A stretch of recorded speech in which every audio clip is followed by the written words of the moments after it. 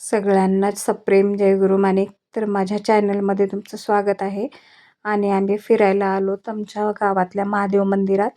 जसे की मी तुम्हाला सांगितले होते, माझी थोडीशी शुगर वाढून आहे, त्यामुळे मी रोज फिरायला यायले. तरी इथून एंट्री आहे ह्या पिवळ्या गेटमधून. मंदिराचा खूप मोठा परिसर आहे आणि हे दगडाचं जे दिसत आहे तर तेवढ्याच उंचीचं पहिलं महादेव मंदिर होतं आणि तोच रस्ता होता मंदिरात जाण्यासाठी. नंतर एवढी ही कार्यालय वगैरे झालेली आहेत, इथं सुद्धा लग्न वगैरे होतात.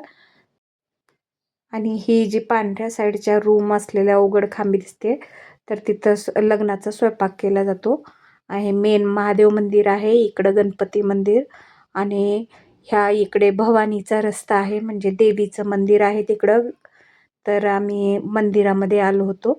तर बघा हा मंदिराचा परिसर आहे. जुनं मंदिर आहे खूप. आता नंतर नवीन बांधकाम झालंय, पण खूप जुनं मंदिर आहे हे आमच्या गावातलं. आणि स्वयंभू महादेव मंदिर आहे. तर ह्या सगळ्या अशा बांधून ठेवलेल्या, शिवरात्रीला वगैरे गर्दी होते म्हणून जाळ्या बांधून ठेवलेल्याच असतात 12 महिने. नंतर आम्ही मंदिरात आलो आणि आरती केली. तर आज आमच्याबरोबर फिरायला लेकरंसुद्धा होते, कारण होळीसाठी लेकरं गावाकडे आले होते. आरती वगैरे करून आम्ही आता इथंच प्रदक्षिणा घालणार आहेत. तर आमचं रोजचंच हा म्हणजे नियम झालेला आहे की आरती करायची आणि मग प्रदक्षिणा घालायचं, इथंच फिरून घ्यायचं. तर यानंतर बराच वेळ आम्ही प्रदक्षिणासुद्धा घातल्या, म्हणजे पूर्ण फिरणं कंप्लीट होईपर्यंत. तर हा आहे दुसऱ्या दिवशीचा होळीचा दिवस आहे. आणि आता प्रभूची पूजा चालू आहे. तर माणिक प्रभूला आम्ही 11 वाट्याचा हार घालतो. इथं माझा मुलगा पूजा करत आहे. तर आजची पूजा खूप सुंदर झाली होती, पुढे दिसेलच तुम्हाला. आणि मला थोडीशी अडचण असल्यामुळं आज सगळं लेकरांवर घर होतं. तर इथं आपल्या मंदिरातली पूजा चालू आहे. तर हा 11 वाट्याचा हारसुद्धा त्याने माणिक प्रभूला घातलेला आहे. तर आम्ही हा हार नंतर, आता वेदांत सप्ताह चालू असतो, तर वेदांत सप्त्याला महाराजांच्या गळ्यात हाच हार नेऊन टाकतो आम्ही. तर नंतर इथं ऋदूचा स्वयंपाक चालू होता. आणि आज मला खरं तर आज पुरणाचा स्वयंपाक असतं, पण ऋदूला काही जमत नव्हतं, म्हणून तिनं नैवेद्यासाठी गोडाचा शिरा केला होता. आणि तिला शिरा थोडा वेगळ्या पद्धतीनं म्हणजे सर्व करायचा होता. तिनं अगोदर वाटीला तूप वगैरे लावून थापटून, म्हणजे तिला खूप छान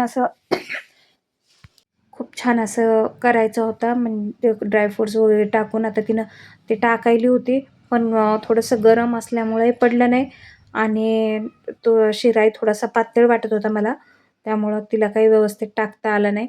आणि अडचण असल्यामुळं मी गूळ आणि चणा डाळ, शिरा आणि भात असा नैवेद्याला दिला होता. अडचणीला हे असं चालतं, तर आज हाच नैवेद्य होता. तर यानंतर आरती वगैरे झाली आणि संध्याकाळी मी फिरायला आले होते. तर हे झाडाला पहिलं फूल आलेलं आहे, ऋदूने झाड लावलं होतं.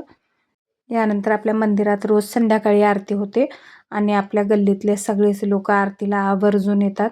आणि आम्ही जरी कुठल्या गावाला गेला असेल तर माणिक प्रभूचं अंगण कधीच कोणी पारसं ठेवत नाही, रांगोळी सडासुद्धा होतो. तर यानंतर होळीची पूजा करण्यासाठी देवा आला होता. तर होळीमध्ये ह्या वेळेस लहान लहान पोरांनी होळी रचली होती आणि त्यामध्ये सुतळी बॉम्ब टाकले होते. माहीत नाही कशासाठी टाकले, म्हणून त्याने दुरूनच थोडं दाखवसं म्हणून सांगितलं होतं. तर दुरूनच नैवेद्य वगैरे झाला होळीला आणि नमस्कार वगैरे करून देवा घरी आला. आणि आमच्या घरी अशी पद्धत आहे की होळीचा जो विस्तू आहे तो घेऊन यायचा आणि त्याला कशाने काडीनं स्पर्श न करता दिवा लावायचा आणि तो दिवा घरामध्ये, मंदिरामध्ये सगळीकडे घेऊन त्याचा उजेड दाखवायचा. हे असं आमच्या घरचा नियम आहे. तर तुमच्याकडे असे कुठले कोणते नियम असतील तर सांगा. यानंतर मग त्याच होळीच्या विस्तामध्ये हरभरे आणि खोबरं आम्ही भाजून खातो. तर अशा पद्धतीचा आमच्याकडे म्हणजे होळीचा सण साजरा होतो. तर तुमच्याकडे कसा होतो नक्की सांगा. यानंतर घरातले सर्व कामावरून आंघोळी करून प्रभूबरोबर आम्ही होळी खेळण्यासाठी मंदिरात आलेलो आहे. ले गुलाल प्रभु पर डाल, मन कर गाल खेली होली, मैंने प्रभु से खेली होली. ले गुलाल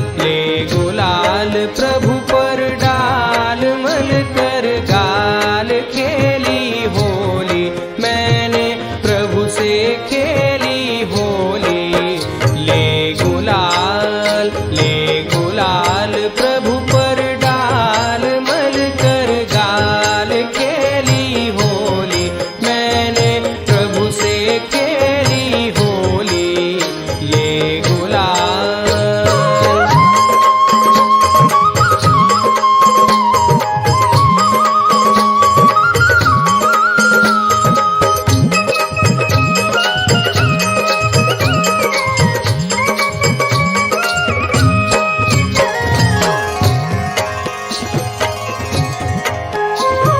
शुभ्र धवल सद्गुण पहचाना शुभ्र धवल सद्गुण पहचाना लाल गुलाबी राजस जाना लाल राजस जाना। चे वेद चालू होते त्यामुळं आज कोणीही जेवलं नव्हतं.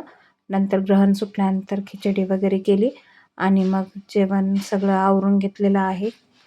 तर आजचा व्हिडिओ कसा वाटला तो कमेंट करून सांगा. आवडला असेल तर लाईक शेअर आणि चॅनलला सबस्क्राईब करा.